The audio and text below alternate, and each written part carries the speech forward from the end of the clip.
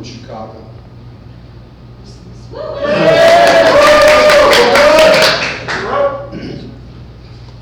Growing up, I had a fear of dogs because I had been bitten twice.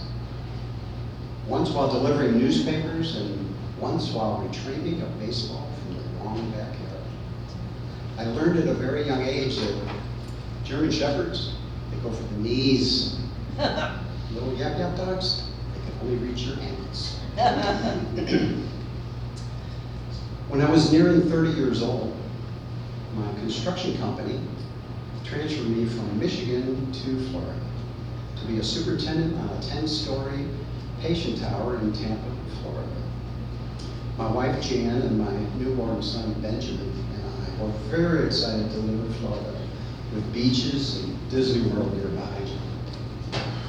The only Florida animals I expected to see though were alligators, lizards, and an occasional Disney character. But I was getting ready to change my mind. We rented a house that had palmetto plants throughout the landscape. These plants come with their own bug. It's called a palmetto bug. But this Yankee, I call it a flying roach. While we slept, we would wake up to the sound of wings hitting the bedroom wall. My wife would scream, we'd flip on the lights. It was my duty to capture the bug, walk to the bathroom, and flush it down the toilet. This happens so often. Sometimes I miss the bug with my flip-flop, but I still flush the toilet just to get her to go back to sleep.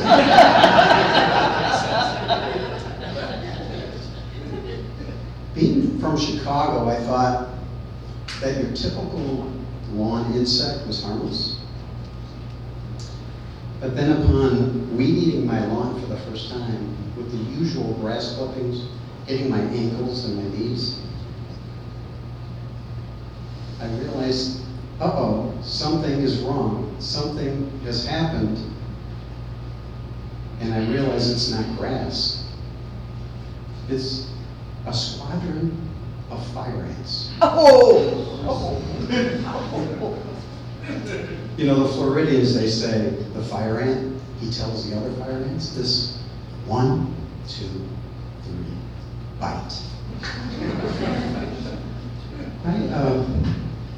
I don't know why Noah ever let those fire ants on the ark.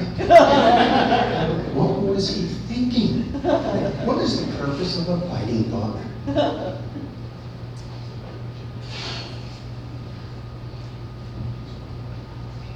Many Florida homes only have laundry rooms on their back porch, outdoors. So my wife, the first time she does laundry, this will be another new animal story. She walks out on the patio. She walks through the grass. She's got a load of laundry under her arms, and she goes to open the door of the laundry room. A possum is sitting on top of the washing machine. It jumps at her, and she screams. This is starting to become her thing. But wait, the greatest scare is getting ready to happen. And this time, it's my turn. I'm at work on a Monday morning, and I'm on the 10th floor of this construction site, and I get a call from my secretary on my walkie-talkie radio. The message is to return to the office and call my wife. This is unusual. She never calls me at work. This must be serious. So I rapidly run down 10 flights of stairwells that are under construction. I jump into a construction golf cart and I ride at turtle-like speed to get back to the trailer to call my wife. My wife says, "What took you so long?"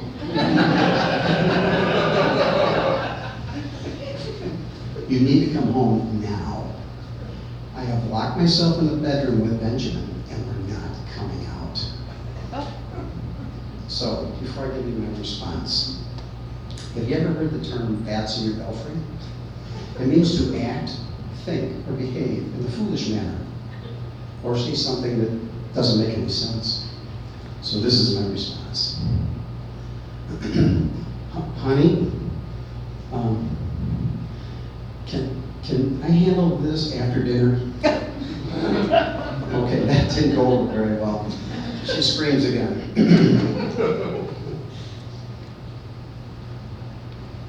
So I nervously jump in my truck for a ride that takes 15 minutes to get home. I am now thinking that my wife's fear of bats in the attic are a reason why I need to come home and become a hero. And so I start formulating a plan. If this is a small baby bat, I can swat it with a rolled up newspaper, but if it's a large vampire bat, it can probably knock me over and get it in my hair. Then I also think my plan needs to be that, you know, the term blind as a bat, I'm going to need a powerful flashlight to shine in the bat's eyes. That way I can hit it with a wrapped up newspaper. So I enter the house. But first, before I enter the house, I want to say, if you want to make God laugh, tell him your plan. So I now enter the house, and I call out to my wife. The only thing I hear is a chirping noise in the middle of the house. And I hear a baby crying in the bedroom. I walk lightly through the kitchen. I make a right-hand turn down the hallway. I hear, I'm getting close. I now find myself standing in the hallway, just outside the bedroom, and I realize that I am now at the crossroads of dealing with my fear of bats. I am not wearing a cape, I don't have a mask, but now it's my time to be a superhero for my wife and my son. So I look up at the ceiling, I see the rope. If I pull this rope down, it'll lower the stairs to the floor, and then I can walk up these stairs to shine the flashlight in the bat's eyes and hit him with a newspaper. So I take my first step. As I plant my foot, I hear and I duck and I pause. And now I take 2 more steps. It's louder. I am really getting close. So now I say 3 more steps up the ladder, up the stairs. And so up the stairs I go, and I find myself standing now in the middle of the attic. I take my flashlight and I circle it around the attic, but there's no bat. And then I hear the bat is down in the hallway below the opening of the stairwell stairs. Oh no, this bat is going to attack my wife and my son. So now it's time for me to use my battle-tested ankles and knees. So I walk down the stairs, and then I find myself staring at a chirping right in front of my eyes. The chirping creature is staring right back at me. I have found the chirping nemesis. It is a menacing smoke detector with a weak battery.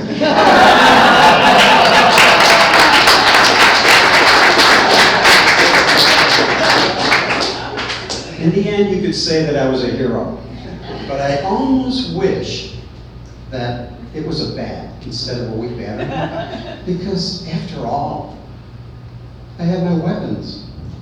I had my powerful flashlight, my rolled up newspaper, and my ankles and my knees. Plus, a weak battery will make you have bats in your belfry.